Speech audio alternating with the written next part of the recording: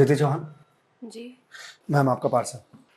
भैया नहीं चाहिए प्लीज। मैम अगर आपको नहीं चाहिए तो आपने जहाँ से ऑर्डर किया है वहाँ से आप रिटर्न रिक्वेस्ट डाल दीजिए, वापस हो जाएगा, पर यहाँ तो आपको लेना पड़ेगा। ठीक है दीजिए। मैम हाँ एक गिलास पानी मिलेगा? भैया आप कहीं और पी लो पानी प्लीज। मैम बहुत ज़ोरों की प्यास लगी है। ठीक है लाती हूँ।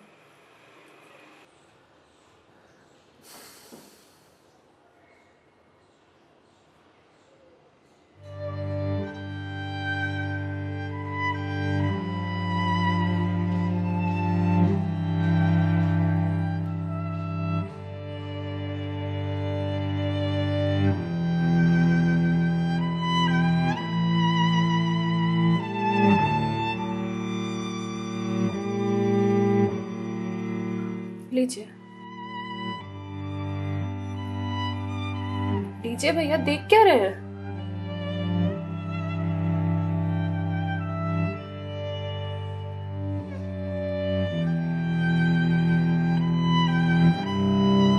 मैम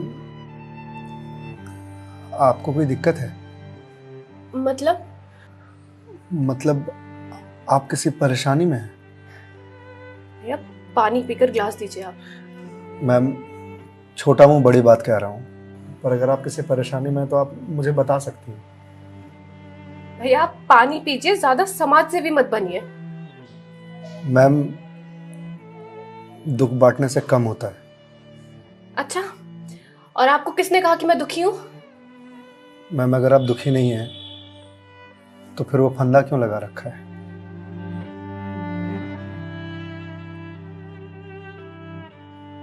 मैम मैंने सुना है खुशियां बांटने से बढ़ती हैं और दुख बांटने से कम होता है।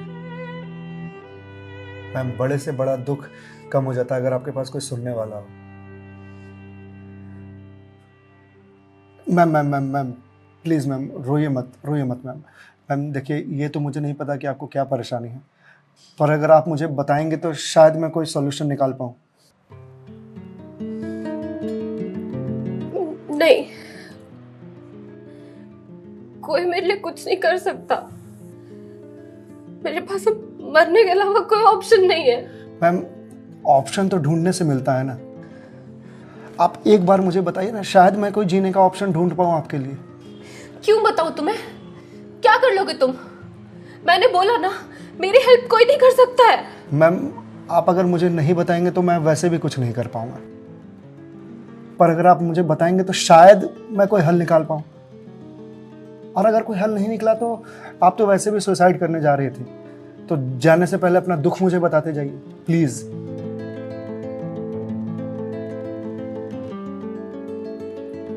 Please ma'am.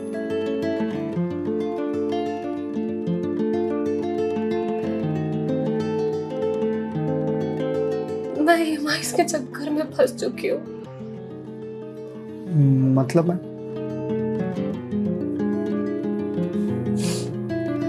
कुछ साल पहले एक कोर्स के लिए मैंने लोन लिया था, फिर उसके कुछ वक्त के बाद एक और लोन, और ये लोन का सिलसिला यूं ही चलता गया। इस महंगाई के जमाने में पैसे की जरूरत तो हर किसी को पड़ती है, मुझे भी थी। मैंने प्राइवेट कंपनी से भी लोन लिए, ज्यादा ब्याज पर, और अब मैं उन्हें चुका नहीं पा रही हूँ। क्यों मैम, आपके पास जॉब तो होगी ना? जॉब थी, पर मैं जिस कंपनी में जॉब करती थी उस कंपनी ने मुझे ये कहकर टर्मिनेट कर दिया कि फाइनेंशियल लॉस के कारण वो मुझे और मुझ जैसे कुछ एम्प्लॉयज को सैलरी नहीं दे सकते। तो मैम आप किसी और कंपनी में ज्वाइन कर लो, बहुत सारी कंपनीज हैं यहाँ तो। तुम्हें क्या लगता है मैंने अप्लाई करने का ट्राई नहीं करा होगा? जॉब नहीं खोजी होगी? बहुत की थी, पर इस रिसेशन के जमाने में जॉब मिलना कितना मुश्किल है कि तुम जैसे डिलीवरी बॉय को क्या पता।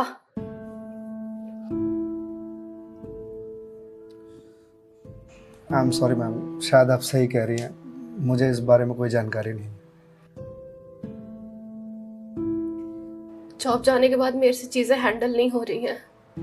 बैंक से रोज कॉल्स आते ईएमआईज़ भरने के लिए, और प्राइवेट कंपनी वाले फोन कर कर के धमकियां दे रहे हैं।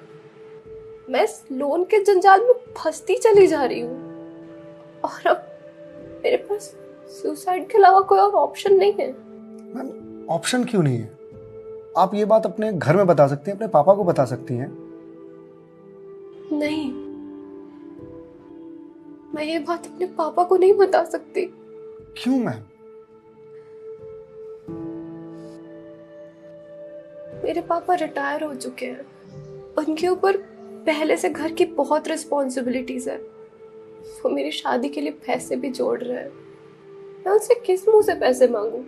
मुझे पढ़ाने के लिए, बाहर भेजने के लिए उन्होंने ना जाने रिश्तेदारों से कितने ताने सुने होंगे। और अब जब मैं उन्हें ये जाकर बोलूंगी तो लोग क्या कहेंगे?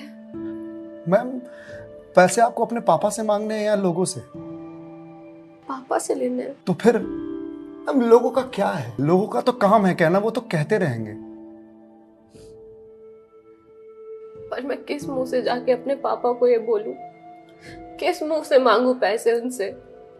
जिस उम्र में मुझे उनका बोझ उतारना चाहिए, सहारा बनना चाहिए, उस उम्र में मैं उन पे ही बोझ बनूं?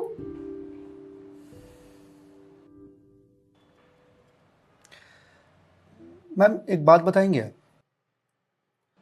बचपन में आपकी सबसे फेवरेट चीज क्या थी? बचपन में मुझे साइकिल का बहुत शौक था। तो मैम आपको साइकिल किस एज में मिली थी? यही कोई 8 साल की होंगी मैं। तो साइकिल तुरंत मिल गई थी आपको? नहीं, पापा तो मान ही नहीं रहे थे। बोल रहे थे गिर जाएगी, चोट लगा लेगी। तो फिर कैसे साइकिल मिली? बहुत जिद की थी मैंने, बहुत। खाना पीना सब छोड़ दिया था। तो मैम साइकिल के लिए जो जिद किया आपने, तो शर्म आई होगी आपको? तो मुझे मुझे क्यों शर्म आएगी? पापा है वो मेरे, उनसे जिद नहीं करूंगी तो किससे जिद करूंगी? तो मैम जब बचपन में साइकिल के लिए जिद करने में शर्म नहीं आई तो अब क्यों आ रही है? मैम अभी आपने कहा कि आपके पापा आपकी शादी के लिए पैसे जोड़ रहे हैं, और आप तो यहाँ सुसाइड कर रही हो। तो वो उन पैसों का क्या करेंगे? या उन्हें ये जानकर बहुत खुशी होगी कि उनकी बेटी ने शादी का बोझ हल्का कर दिया उनके सिर पर से। मैम आपको मालूम है, हमारे जनरेशन की दिक्कत यही है कि हम अपने आप को इतना बड़ा समझ लेते हैं कि हम अपने पेरेंट्स से ही अपनी बात छुपाने लगते हैं। कभी ये कहकर कि पापा मम्मी नहीं समझेंगे, या कभी ये कहकर कि मैं उन्हें परेशान नहीं करना चाहती, या कभी ये कहकर कि हम दोनों की सोच नहीं मिलती है। एक बार आप अपनी दिक्कत अगर अपने पेरेंट्स से शेयर कीजिएगा ना, तो आपको जीवन में फिर कभी सुसाइड करने की जरूरत नहीं पड़ेगी, या मेरे जैसे किसी अनजान से अपनी बात शेयर करने की जरूरत नहीं पड़ेगी। प्लीज मैम एक बार शेयर करके देखिए। उनसे बेहतर दोस्त इस दुनिया में कोई नहीं हो सकता। प्लीज मैम एक बार ट्राई कीजिए, प्लीज मैम।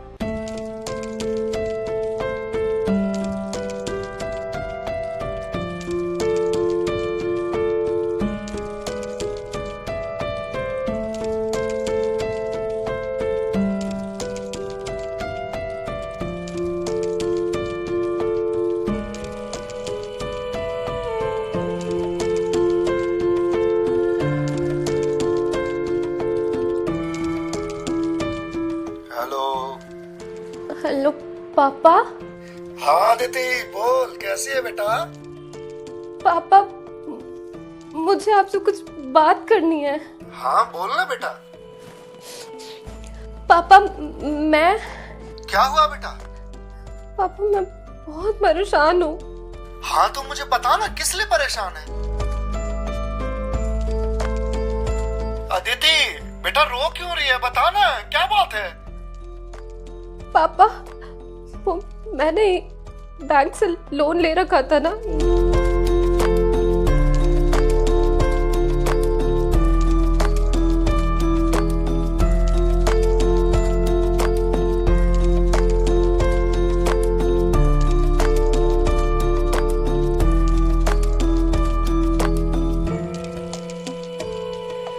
देख बेटा, जो हो गया सो हो गया, तू चिंता मत कर, मैं हूं ना, जिंदा है, मैं काम करता हूँ, मैं कल ही तेरे पास आता हूँ, तो बिल्कुल भी चिंता मत कर।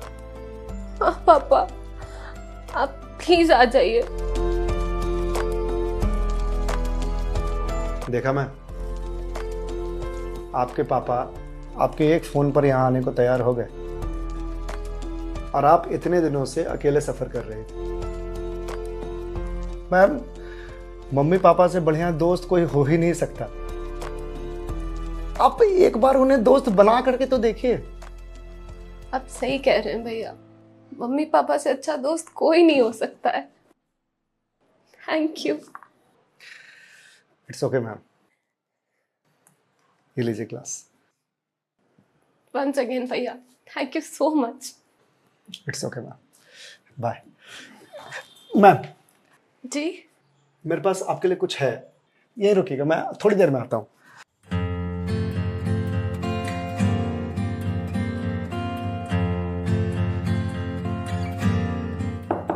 मैम। जी भैया।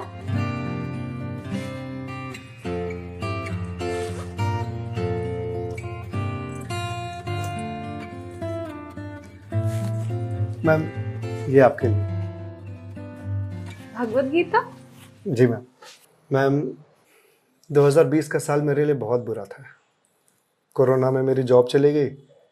पहले के कुछ महीने जो थे वो तो सेविंग्स से निकल गए, लेकिन उसके बाद के कुछ महीने बहुत ज़्यादा टफ था। मेरे ऊपर भी आपके ही तरह बहुत सारे EMIs थे जो मैं पे नहीं कर पा रहा था, जिस वजह से मैं बहुत परेशान था और सुसाइड करने की सोचने लगा था। और एक दिन तो सुसाइड करने निकल भी गया था, लेकिन पापा ने मुझे पकड़ लिया। पहले तो बहुत डांटा,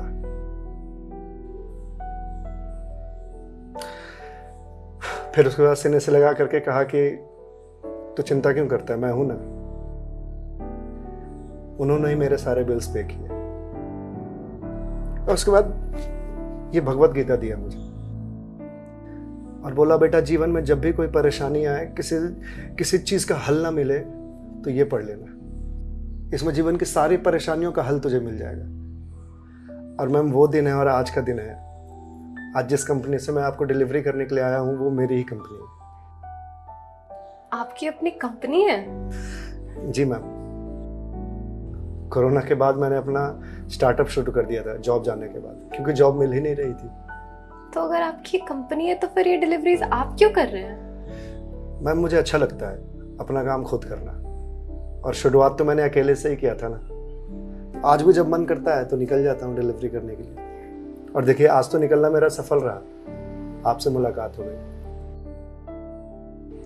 और जो सीख मुझे भगवत गीता से मिली वो मुझे आपको देने का मौका मिला। मैम, वैसे तो बहुत सारी बातें हैं इसमें सीखने की, पर जो सबसे अच्छी बात मुझे लगती है वो ये कि जो समय है ना, ये कभी एक सा नहीं रहता। आज बुरा समय है तो कल अच्छा समय जरूर आएगा। आज अंधकार है तो कल सवेरा जरूर आएगा। इसलिए कभी भी अच्छे समय में इतराना नहीं चाहिए और बुरे समय में विचलित नहीं होना चाहिए। समय है, कट जाएगा। मैम, इस एक थॉट ने मेरी पूरी जिंदगी बदल दी। मैम, तो अब आप पढ़िए इसको, देखिए शायद आपको कुछ और मिल जाए। पर मैम, जो भी मिले उसे लोगों से शेयर जरूर कीजिएगा, क्योंकि कहते हैं ना, ज्ञान बांटने से बढ़ता है। Thank you ma'am.